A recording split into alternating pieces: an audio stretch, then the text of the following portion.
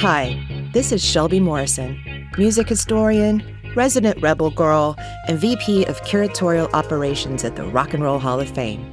You're listening to Into the Vault, a mini podcast within a podcast where I get to nerd out about an artifact inspired by Kathleen Hanna's conversation in the main podcast, Music Makes Us. In our last episode, our host, Kathleen Hanna, sat down with her mentor, a rock and roll legend, 2015 inductee, Jett.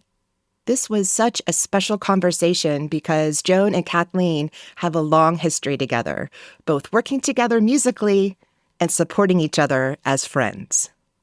Both artists have artifacts featured in our exhibit, Revolutionary Women in Music. So in this mini-sode, we are going to dive deep into their friendship, as well as the artifacts that they generously contributed to the exhibit.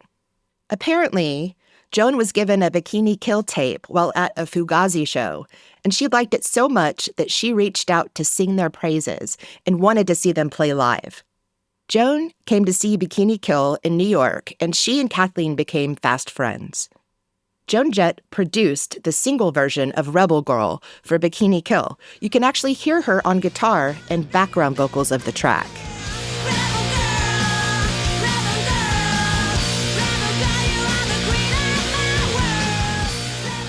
Kathleen and Joan even wrote together, and Joan's 9th studio album, released in 1994, features the songs Go Home, Spinster, Activity Girl, and You Got a Problem, all co-written with Kathleen. These songs continue the feminist themes from both artists' work, including lyrics like, "There's no cage can fit me," and "I'm no one's wife and I'm not your little girl." They even reference zine culture in the song Activity Girl, saying, "She puts her thoughts into magazine form and passes them all around her dorm, showing me another way to fight." When creating our Revolutionary Women in Music exhibit, we worked closely with Kathleen to get feedback and input on the stories to tell and voices to uplift. As we were curating the exhibit, I sent Kathleen the narrative, and she thoughtfully read it and came back with even more voices. Kathleen pushed us to tell even more stories. We added the iconic Alice Bag and polystyrene of X-ray specs and Wendy O. Williams of the Plasmatics. We took Kathleen's original zines from the 90s and blew up the pages larger than life and covered the walls with them. The authenticity of this exhibit comes in part because Kathleen shared her experiences and we baked them into the whole story. The exhibit is filled with artists that exemplify the freedom of self-expression and self-empowerment. There are 3 sections that move throughout history: matriarchs, riot girls, and truth tellers.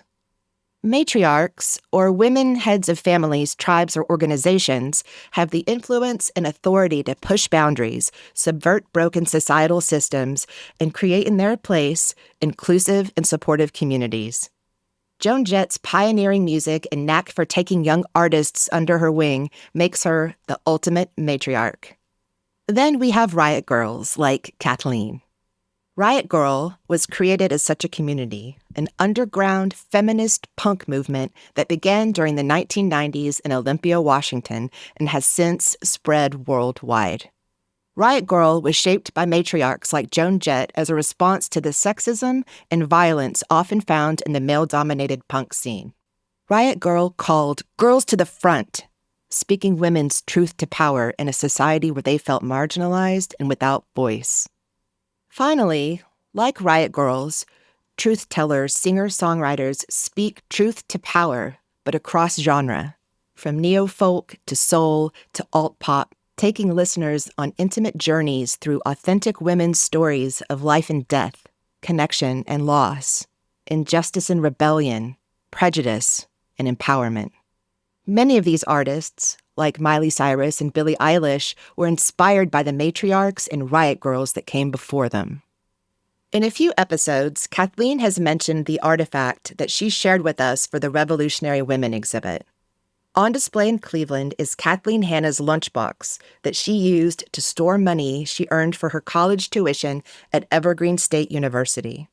There, Hanna got her start in feminist performance art and her first taste of the Olympia, Washington punk scene. Hanna said, "The scene was all about kids producing their own culture and supporting each other, and girls were a vital part of the whole thing." Of course, the Revolutionary Women in Music exhibit also has a few artifacts from Joan, including the handwritten lyrics to Cherry Bomb from her days with the Runaways and the jacket that she wore on the cover of Joan Jett and the Blackhearts' 1981 album, I Love Rock and Roll. Joan's first band, the Runaways, are also in the exhibit. The Runaways were an all-female band that played loud, guitar-driven rock at a time when aggressive female singers were the exception rather than the rule.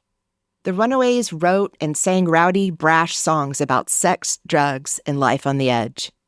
They released songs like Cherry Bomb, a rebellious anthem that paved the way for women in rock today.